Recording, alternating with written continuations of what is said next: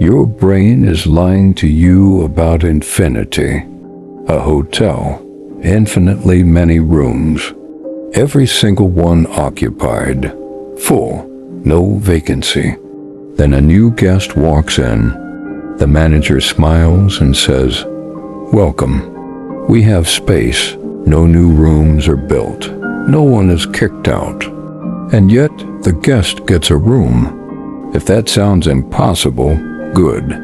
It should. Because in the world you live in, full means full. When something is complete, it's done.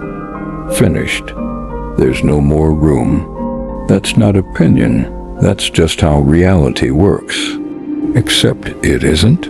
This is Hilbert's hotel, one of the strangest thought experiments in mathematics.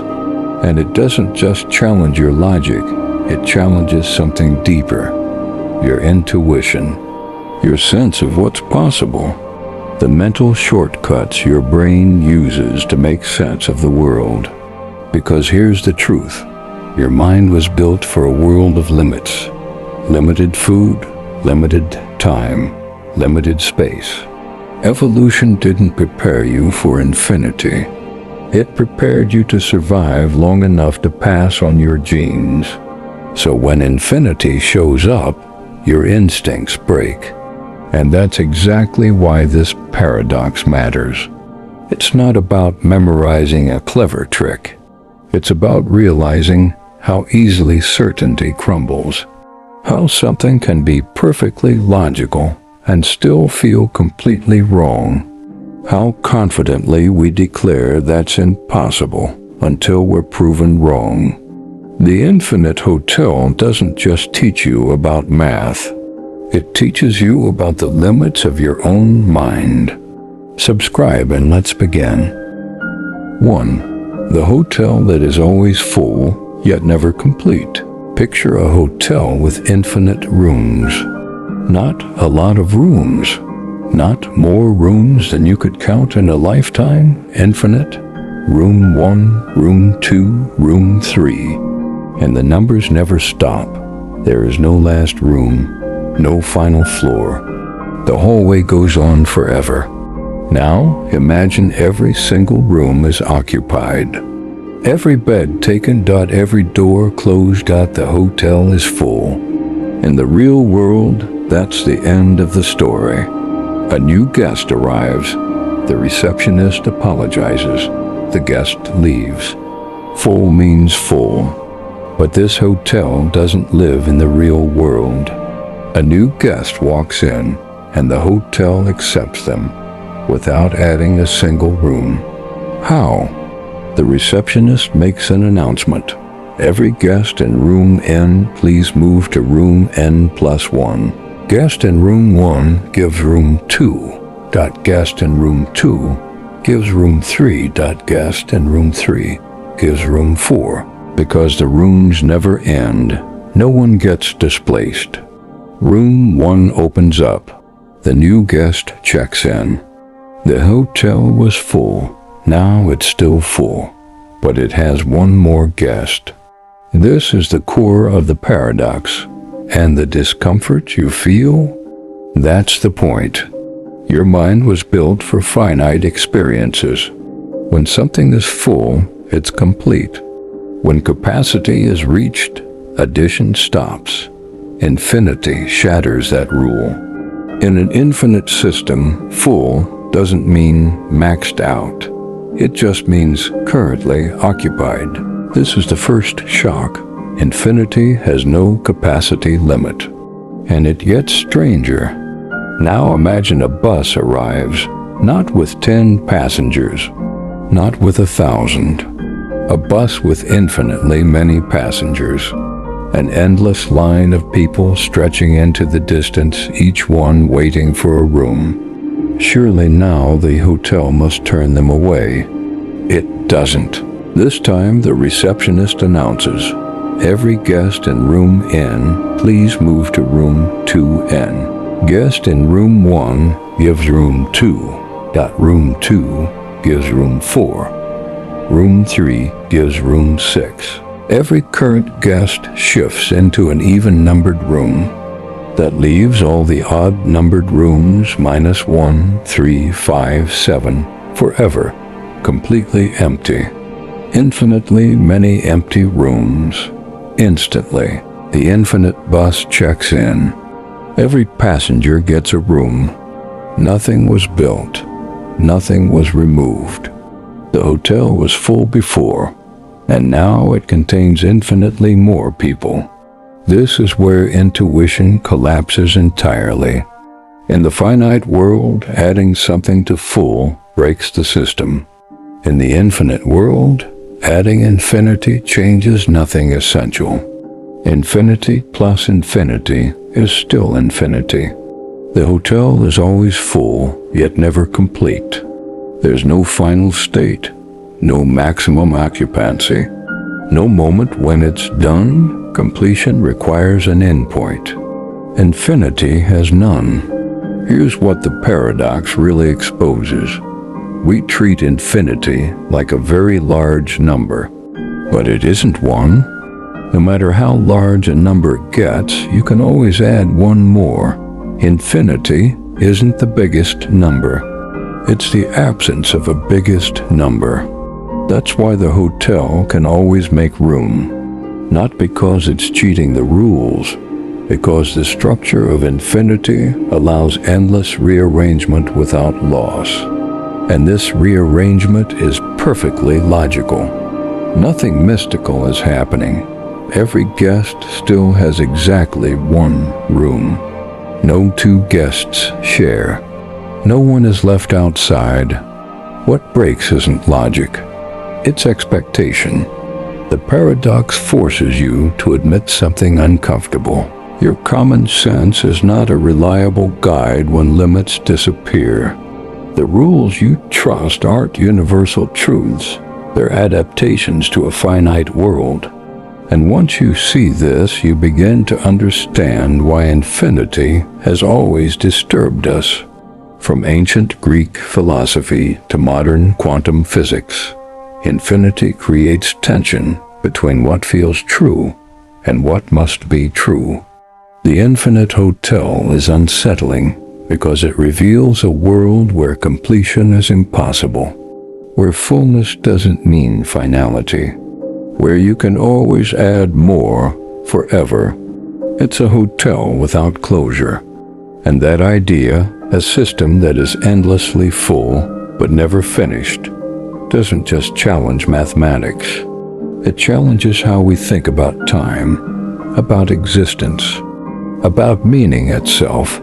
Because if something can always accept more, it can never truly be complete.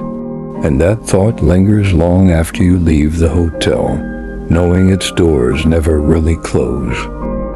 2. Moving guests without space. How infinity breaks common sense. The most unsettling part of the infinite hotel isn't that it accepts more guests. It's how. In the real world, movement requires space. If every seat is taken, someone must stand for another to sit.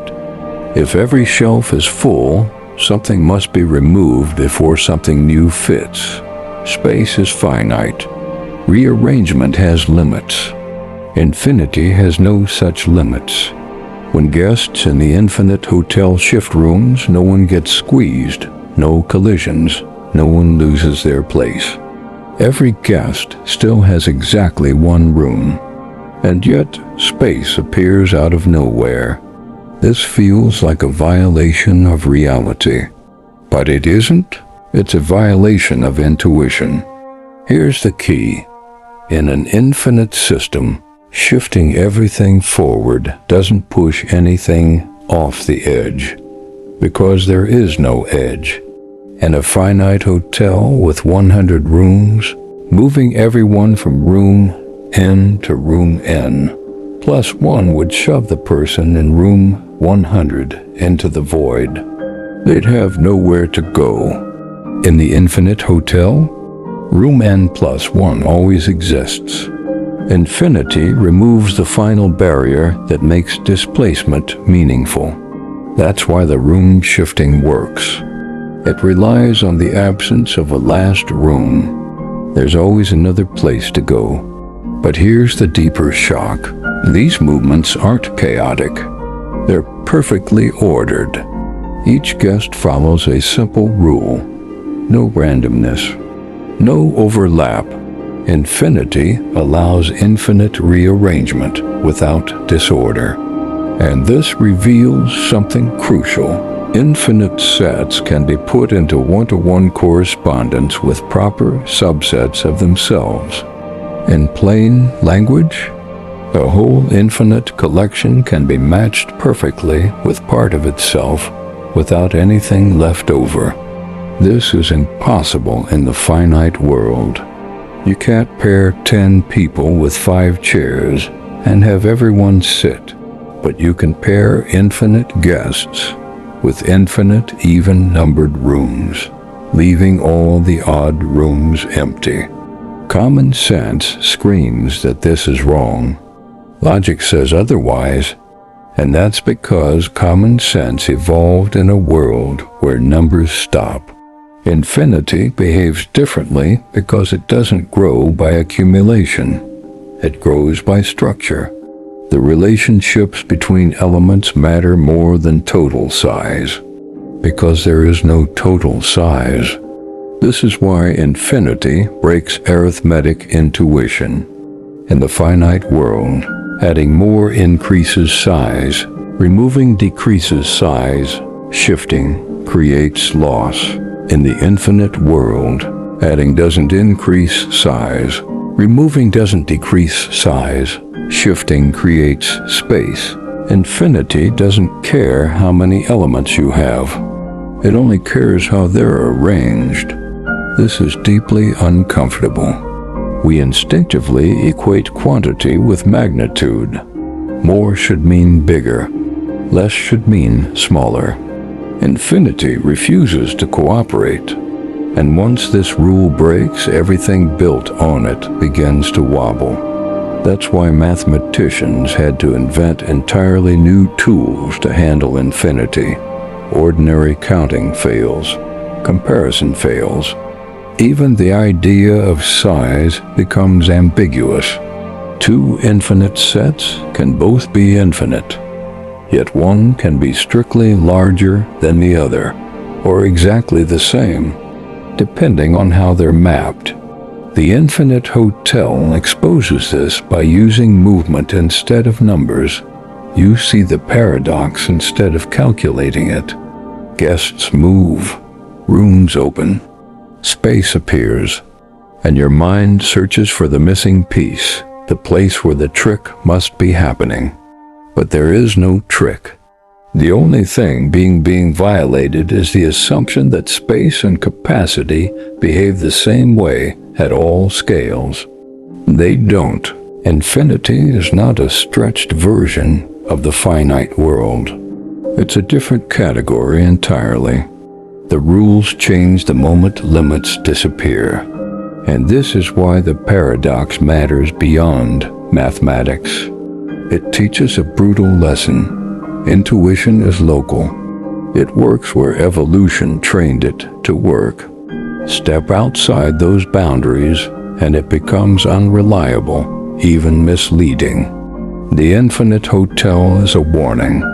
Not that logic is broken, but that you're bringing the wrong tools to understand it. When space has no end, movement has no cost. When there's no final room, no one is ever pushed out. And when limits vanish, common sense follows shortly after. Infinity doesn't break logic. It exposes the fragility of yours. 3. Infinity is not a number. It's a different kind of reality. One of the biggest mistakes we make when thinking about infinity is treating it like a very large number. We imagine it sitting at the end of the number line, bigger than a trillion, bigger than any number we can name, the final boss of mathematics. But infinity is not the biggest number. It isn't a number at all. Infinity is a concept that describes endlessness, not quantity. And the moment you try to handle it like an ordinary amount, confusion is guaranteed. In the finite world, numbers behave predictably. You have 10 things. Add one more, you have 11. Remove one, you have 9. Growth and reduction change the total in clear, measurable ways. Infinity ignores this entire framework. Add 1 to infinity, nothing changes. Add 1,000,000, nothing changes. Add another infinity, still nothing changes. This doesn't mean infinity is immune to change. It means change works differently. Infinity doesn't track how many elements exist. It tracks whether there's an endpoint. And as long as there's no endpoint, the system remains infinite. This is why the infinite hotel feels so wrong. We instinctively think if you add guests, the hotel must get fuller. But fuller only makes sense when there's a maximum. Infinity has no maximum, so the word loses meaning. This forces us to confront something uncomfortable. Many of the words we rely on, full, empty, more, less, are not universal. They're designed for limited systems. When those limits vanish, the language collapses. Infinity operates by relationships, not totals. Mathematicians eventually realized this and stopped trying to measure infinity the way we measure finite quantities. Instead, they began comparing infinite sets by how their elements correspond to each other. If every element in one infinite set can be paired with exactly one element in another, the two sets are considered the same size, even if one seems smaller. This is why the set of all natural numbers, 1, 2, 3, 4, 5, is the same size as the set of even numbers 2, 4, 6, 8, 10. Half the numbers, same infinity. Your intuition rebels because it relies on subtraction and division to change size. Infinity does not obey those operations the way you expect. You can remove infinitely many elements from an infinite set and still be left with an infinite set. This is not a bug. It's the defining feature. Once you accept that infinity is not a number but a property of unboundedness, the paradox begins to make sense. The infinite hotel isn't expanding or compressing. It's simply reorganizing an endless structure. The confusion comes from forcing finite logic onto an infinite system. It's like trying to measure temperature with a ruler. The tool isn't wrong. It's just the wrong tool. And this insight has consequences far beyond hotels and thought experiments. In physics, infinity creates serious problems. Infinite density, infinite energy, infinite curvature. These are signs that our theories have broken down. Reality itself resists infinity in many contexts, suggesting the universe may be finite in ways we don't yet understand. In philosophy, infinity raises questions about eternity, time, and meaning. If something never ends, can it ever be complete? If time stretches infinitely forward, does any moment truly matter? The infinite hotel sits at the intersection of these questions. It shows how a system can be internally consistent while completely defying everyday reasoning. And that's the real lesson. Infinity is not something you reach. It's something you fail to finish. It isn't a destination at the end of counting. It's the absence of a stopping point. Treat it like a number, and paradox follows. Treat it like a different kind of reality. and clarity begins to emerge. Not comfort, not intuition, but understanding. And sometimes that's the best infinity will allow. 4. What the infinite hotel reveals about the universe and time. Once you understand the infinite hotel as a coherent system, a more unsettling question emerges. What if reality itself behaves this way? The paradox stops being a mathematical curiosity and becomes a philosophical warning, because the same problems that appear in an infinite hotel also appear when we try to imagine an infinite universe or an eternal timeline. Start with time. If time stretches infinitely into the past, we face a problem similar to the hotel being already full. To reach this moment right now, an infinite number of moments would have had to pass already.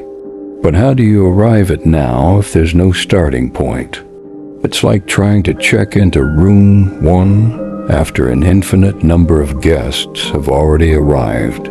This has troubled philosophers for centuries. If the past is infinite, the present seems unreachable. And yet, here we are. Now consider the future. If time is infinite going forward, then no moment is ever final. No event is ever complete. Just like the hotel, existence is always full of moments, yet never finished. There's always another second, another outcome, another rearrangement of events. This challenges our ideas of meaning and progress. In a finite life, actions feel significant because time runs out. In an infinite timeline, nothing ever truly ends. Completion becomes impossible. The infinite hotel forces us to confront this. Infinity erases finality. In cosmology, this creates real tension. Some models of the universe suggest infinite space, endlessly expanding in all directions. If that's true, then somewhere out there, every possible arrangement of matter occurs. Not metaphorically, literally. There would be regions of the universe identical to ours, down to the smallest detail. The same conversations, the same choices, the same outcomes repeated endlessly. This is not science fiction. It's a logical consequence of infinite space combined with finite configurations. And it's deeply disturbing because it undermines uniqueness. It suggests that nothing is truly singular. Everything that can happen does happen infinitely many times. The infinite hotel prepares your mind for this idea. If an infinite system can contain endlessly many guests without filling up, then an infinite universe can contain endlessly many worlds without repetition being a problem. Or perhaps repetition is unavoidable. Infinity also destabilizes causality. In a finite universe, causes lead to effects in a closed chain. In an infinite one, causal chains may stretch without origin or endpoint. Events might be explainable locally, but not globally. There may be no ultimate why, only an endless sequence of because. This deeply conflicts with how humans seek understanding. We want beginnings, we want endings. We want a first cause and a final outcome. Infinity denies all three. The infinite hotel shows us a reality where rearrangement replaces creation, where fullness replaces completion, where existence continues without closure. This is why many physicists are uncomfortable with actual infinities. They're mathematically useful, but physically suspicious. Infinities often signal that a theory has reached its limit, that something deeper is missing, and yet we cannot fully escape them. Time feels infinite when we imagine the far future. Space feels infinite when we look into the night sky.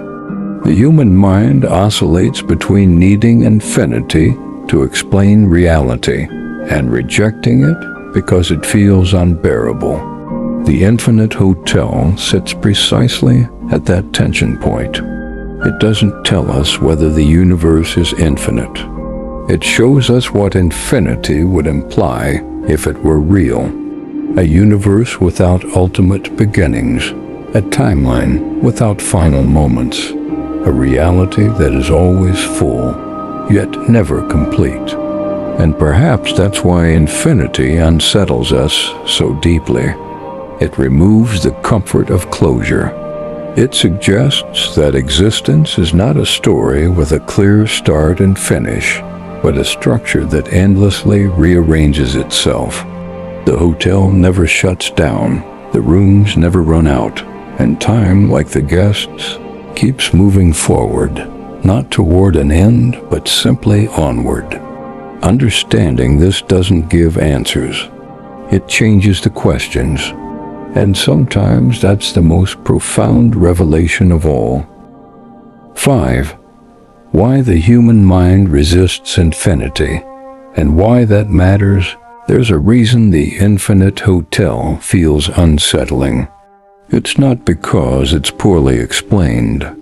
It's because your mind is resisting it. The human brain did not evolve to understand infinity. It evolved to survive in a world of scarcity, limits, and immediate consequences. Food runs out, time runs out, space fills up. These constraints shaped how we think, reason, and feel. Infinity violates every one of those assumptions. Your intuition depends on boundaries. It needs beginnings and endings to make sense of reality. When those disappear, the brain loses its grip.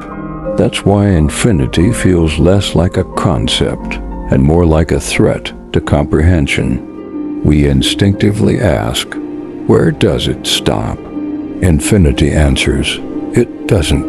That answer provides no psychological foothold. This is why people often respond to infinity with discomfort, denial, or oversimplification. We try to shrink it into something manageable, treating it like a very large number, or dismissing it as a technical trick. These reactions aren't intellectual failures. They're cognitive defenses. The mind protects itself from what it cannot simulate. Our reasoning relies heavily on mental imagery. We understand things by picturing them, but infinity cannot be pictured as a whole. Any image you form is necessarily finite. The moment you visualize infinity, you've already reduced it to something smaller. This creates a mismatch between logic and imagination.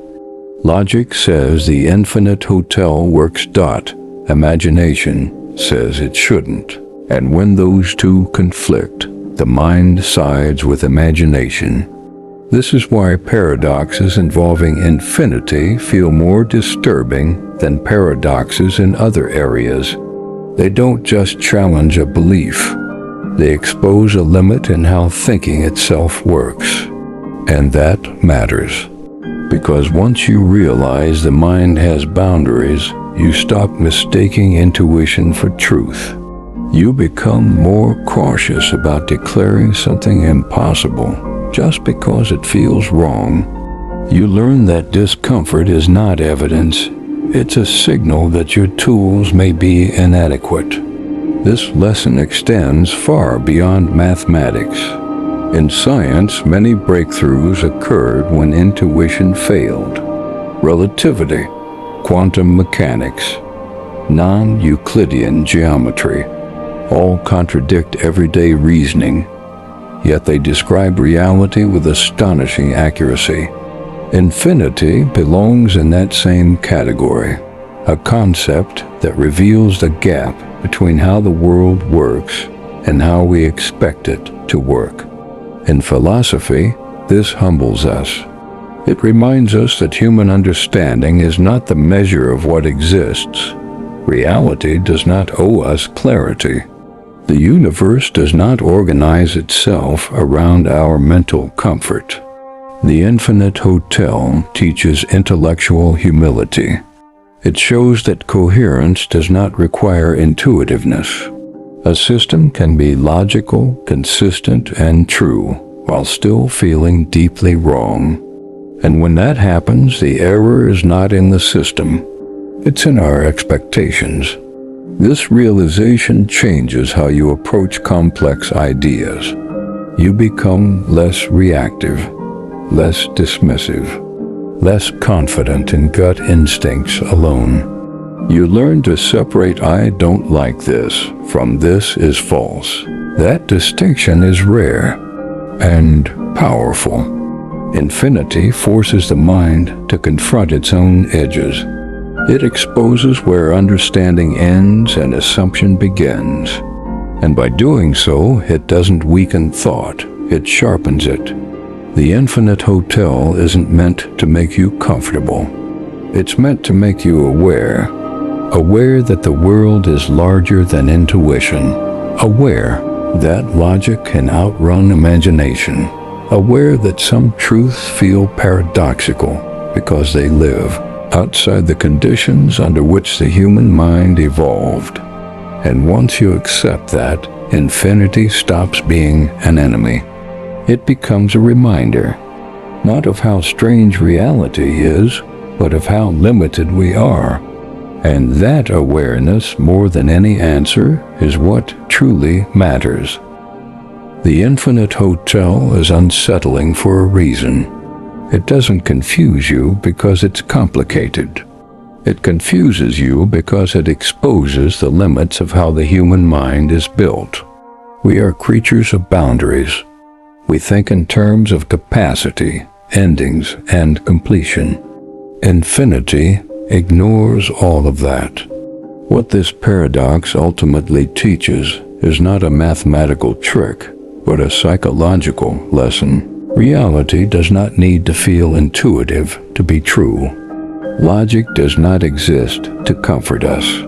And understanding does not always come with emotional satisfaction. Sometimes it comes with humility. The Infinite Hotel shows us a world where full doesn't mean finished, where rearrangement creates space, where completion is impossible. And when you apply that idea beyond numbers, to time, to the universe, to existence itself, it forces a shift in perspective. We stop demanding that reality behave in ways that feel familiar, and we start respecting it for what it is. This matters because the greatest intellectual mistakes are born from overconfidence in intuition.